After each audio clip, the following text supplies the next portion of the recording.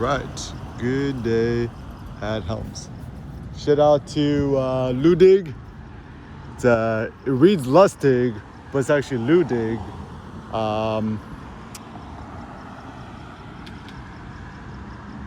Yeah, actually, look, the menu is super good. I got to do food vlog reviews soon. I'm just like, man, now the Kim, I was like, a milli, a bit cool. Yo, what's up, bro? You driving already? Let's go. Yeah, I think, Culver City is lit. Kim from here. Okay, so randomly was reading this book I was kind of curious about. The Pumping Iron. I first watched a documentary like a few years ago, and then I heard there was a book, and I was like, what? Apple bookstore. Oh yeah, pro tip. I discovered the hack. The Pumping Iron book in the Apple bookstore, right, is you download a sample, and because all the stuff are images, not text. If you download a sample, you've essentially downloaded the whole book. So yeah, download it.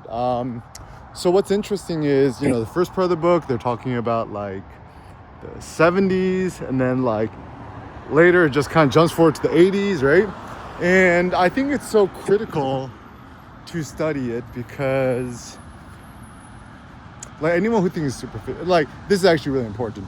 So the big issue here, and good job, Apple iPad Pro team, having the balls to simplify the iPad Pro down to one lens. I think that was actually a good idea. I think better to have one really big dick than three small peepees. Okay, so, and actually another pro tip is Apple, if you really want to have some super major huevos, I have a proposition. The next iPhone Pro, just make it one uber mega super turbo powered lens, and that will actually motivate people to upgrade, because everyone's so used to the Illuminati triple lens setup, right? And so now the new signifier that you have the new Apple Pro. So Apple, we're on the 16. So the 17 Pro, or whatever you want to call it, right? Call it the Cyclops, the iPhone Pro Cyclops, just one eye. And, better to have one super big lens that could do it all, rather than a bunch of loser small lenses, right? Yeah, it looks like they're making some good progress. 8777 Washington. 8777 8777 Washington. Danger, keep out construction. So they're making good progress. Shout out to my friend Dan the Man. All right, so the reason I think this is important is, okay, so bread and butter it is, right? So currently, there's actually this interesting story of Alexander the Great. He goes to see one of the gymnosophists. Gymnos means naked, sophists, like, wise people. Now the word of sophistry is kind of meant to say a bad thing, but anyways, so there's like a story where it's like sitting with one of these naked, wise men, Indian gymnosophists. Good morning. And he takes like a piece of dried up cowhide, and if you have a piece of dried up cowhide, it kind of curls in the edges, right? So he takes the stick, pushes it in one corner, the other side's flay up, put another side of the stick, other side's flay up, and did it, right? And then Alexander the Great's like, what does it mean? And he's like, the gymnosophist was like, don't overextend your empire, just stay focused on one part. If you overextend yourself, you're gonna fall apart, right? And check this out. Apple. You must fix the broken screen. It's been broken for mucho tiempo. At least it took out the freewallpapers.com thing. Good morning. That was a good one. Yeah, it's it's like I should just become the new director of Apple Photos. I'm like, because ultimately I care. What's up, Chief? Yeah, so that's a good thought. Yeah, the Culver City 10, 877 Apples. Eric Kim is the new Steve Jobs in the flesh. Except in some ways I'm the anti-Steve because Steve Jobs is a fruitarian. I'm a meatitarian.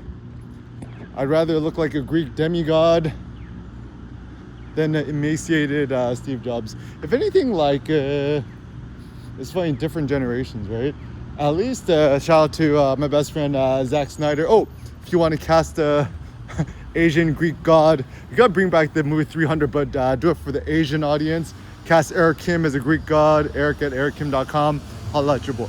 So the general idea I have is, like a new version of manliness. So I grew up like to some Arnold. The movie 300 was phenomenal. I mean, like, best movie of all time. But now the issue is all these kids, like, the ethos is to be disenchanted, uninterested, malaise, motherfuckers. Everybody were wearing this loser Birkenstocks. Like, if you wear Birkenstocks, I'm like, no, real men wear Vibram 5 fingers, right?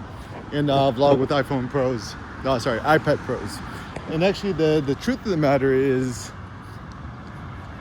like, I mean, I don't know, right? But I would surmise that the new iPad Pro with the M4 chip might be at least 10 times more powerful than even the new iPhone Pro. So don't buy a new loser iPhone Pro, just buy a new iPad Pro.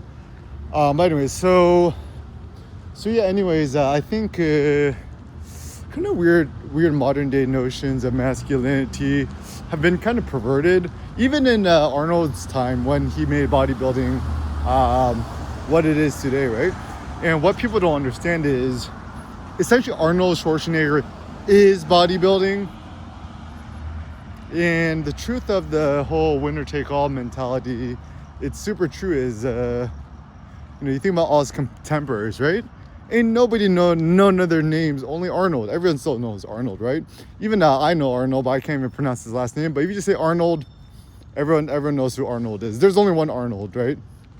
Yeah. And soon to be, there's only gonna be one Eric Kim. And also it looks like I'm on a domain buying spree, erickim.com, erickim.la, erickim crypto, erickim.ai, and obviously got the OG blog. And actually what some people don't understand is buying digital real estate might be better than buying physical real estate, because anything which exists in the cyber domain is gonna last forever, and anything which is the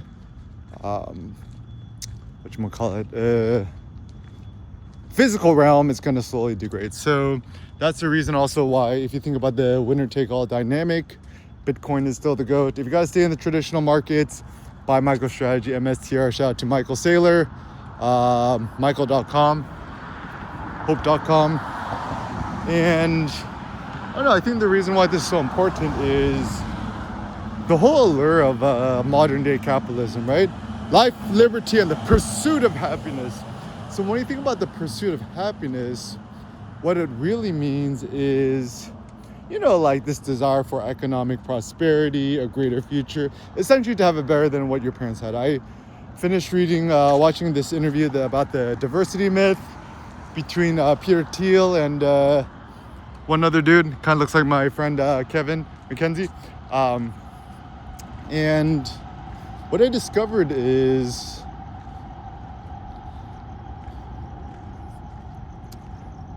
what did I discover? Yeah, like, I mean, honestly, all sides are kind of a little bit fragile. You gotta watch, you know what fragile is? You gotta watch Zoolander or Blue Steel. I'm like, growing up in the 90s was great because at least all the movies were funny, kind of lighthearted. Now, like Anchorman is the last good one. Everything's so dark and emo now, right? Like, if anything, it's not cool to be happy and enthusiastic and passionate no more. I don't even think young people use the word passion no more. And, I kind of get it. They graduated from college from the Ronas. Not good. But then again, I also did graduate with the greatest economic downturn. But I think c'est la vie. I think a simple ethos to life is, just like if you could reach, like, let's say you put out a message, right? And 1,000,000 people take it the wrong way, but 1% is profoundly changed, then I think it's all worth it, right? So that's what keeps me going. And ultimately, you're creating for yourself, your past self, your kids, thinking about your kids, right? Yeah, just think about this 55% APY notion. If Bitcoin keeps going up on average 55% APY year over year, that means your 1.2 M today is going to be worth 500 billion, $500 billion in 30 years, or in 15 years is going to be worth 1.2 B. So if I could tell you with 100% precision, you'd be a billionaire in 15 years, how would you live your life today differently, right? What would you do? What would you not do? And stuff like that. So Lambos are out. Lamborghinis are for losers. Only guys with small wee-wees drive Lamborghinis. Only shorty guys drive Lambos. Real men drive Cybertruck. Shout out to Elon Musk. If anything, like the new modern day flex, I think, I haven't seen anyone do this yet, is someone should like lower and slam a Cybertruck. I think the idea is essentially the Cybertruck is the new Lamborghini Countach. There's no greater wedge design in the history of physics of all time. And I was actually even thinking about it. Stainless steel is such a good idea because, I mean, you could drive to the hood, right? And drive east of La Cienega in your Cybertruck, your armor-plated stainless steel exoskeleton and the armored glass. At least you feel safe. I mean, what else, right? Because honestly, nowadays, being in LA, driving in LA, you're more likely to die from a car crash or somebody with a gun. But if you're using your Cybertruck, that $100,000 might save your life. I still think, kind of a sorry, don't take economic advice from Eric Kim, but I think it's better to buy a Cybertruck than buy a house, because at least in theory you could live off the grid in your Cybertruck, right? In great fashion, but a house is just a slowly depreciating asset. I think if you could take an RV, make it look like a Lamborghini Countach, make it bulletproof, literally. It's like Cybertruck. It's like don't hate Cybertruck because you wish you was Cybertruck. So anybody who's driving around in a loser Rivian truck or whatever, everyone knows. It's like, you know who the biggest stainless steel dick is in the room? Cybertruck, right? Even kids love Cybertruck. Kids are like, that's an F-150. Nobody cares. And also, fun fact, the best sports car to have is a Civic Type R. Or even Seneca says he likes the Civic SI because he says it costs less money, which is pretty good. And if anything, Seneca hasn't been in school yet. He's about 3.5 now, right? And he hasn't been corrupted by the system yet. I was kind of halfway toying this notion of homeschooling him, but met this one homeschool kid, super effing weird. Don't trust the weird kids. Oh yeah, boost blue. But ultimately, I think cars, never buy cars. It's more of a ideological concept thing. Even Cybertruck, I love Cybertruck to death, but I don't know, maybe wait for the next version to come out. Just wait at least 3 years or 5 years. You're gonna buy the Cybertruck, wait at least 5 years, because that's when you know that they're gonna get all the dents out. Even the 2010 Prius, when it first came out, it had a bunch of recalls, but now it looks like they done fixed it. So yeah, anything that's brand new, resist the temptation, the urge to do the first gen. There's always going to be some downsides to it. So yeah, I think one of the wise things to think about is that Yeah, and also, so I was also testing out the new Apple Intelligence. I just got the iOS beta for the iPad Pros, and honestly, like, kind of,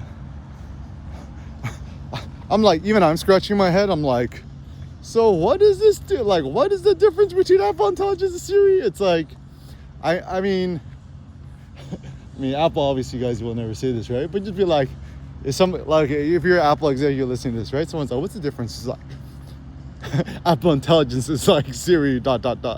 on crack. I mean, it's like, come on, everyone. It's like, you don't have a sense of humor no more. Just watch the Thank You for Smoking film that was actually produced by Max Levinson, Peter Thiel, and Elon, one of the original PayPal mafias. I think it's hilarious. The guy who plays it, I forget what the guy's name is, Nick Naylor, and then Katie Holmes, the mortgage. I'm still thinking about it. I gotta write a good blog post on it. But anyways, so it's kind of important because like everyone's seeking a new type of manliness, and what people do is they try to purchase it, right?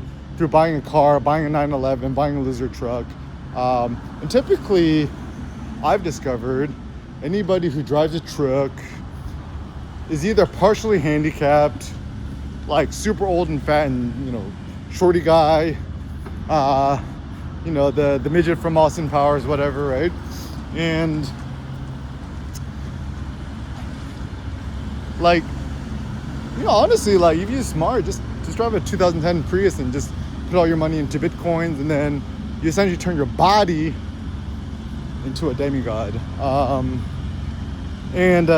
suggest everyone to go to Titan.fitness, buy the 60-pound weight vest, and just make it a practice of just walking around every single morning with it. Or if you work on a computer, just do a standing desk with it, see how long you get buried. You're gonna get more jacked without doing nothing, because actually it's like Goku in the gravity chamber. If I just increase the Earth's gravity by 1.2x, or 15% more Earth's gravity, obviously you're going to put more weight into your legs, your tendons, your back, your shoulders, whatever, right? And in the beginning it's uncomfortable, but now like I don't even feel it no more. I'm like so jacked, right? And like about a year of wearing it every single morning, and then you start to take it to the next level, right? You can do weighted chin-ups, dips with it, push-ups, elevated push-ups, hip thrusters, even lift weights while you have it on. I'm like, am I the only one who's ever done that? I think maybe one of my passions in weightlifting is the passion of innovation, just trying out new things, and I think it's fun. If you need some more weights, Titan.fitness is like the cheapest thing I found that seems pretty goodish. So but ultimately what I advocate for is 100% carnivore diet. Just no sugar, no fake sugar, just flesh. If it doesn't bleed, if it did not once have a heartbeat, don't eat it. Organ meats, liver, the more cholesterol you consume in a food, like beef liver, it's like natural steroids are going to increase your testosterone. Intermittent fasting, no breakfast, no lunch, only dinner. And when you break your fast, do a Ramadan style, eat once the sun goes down. Try to aim for like 4 to 5 pounds of meat. It could be simple ground beef or steak, whatever you like. But ultimately, you decide. And just create your own new version of masculinity and ignore what everyone else says.